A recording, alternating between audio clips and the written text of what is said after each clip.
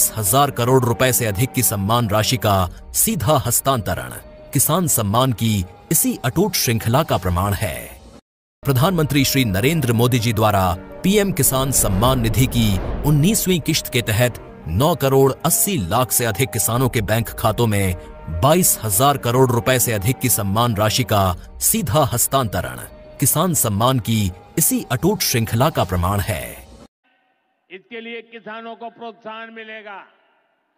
दालों की एमएसपी पर खरीद को और अधिक बढ़ाया जाएगा। साथियों, आज का दिन एक और वजह से बहुत खास है। हमारी सरकार ने देश में 10,000 एफपीओ किसान उत्पादक संघ बनाने का बड़ा लक्ष्य रखा था। आज मुझे ये बताते हुए खुशी है कि देश ने इस लक्ष्य को प्राप्त कर लिया है।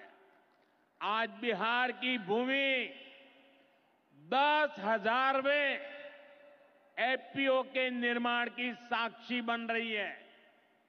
मक्का, केला और धान पर काम करने वाला ये एफपीओ खगड़िया जिला में रजिस्टर हुआ है।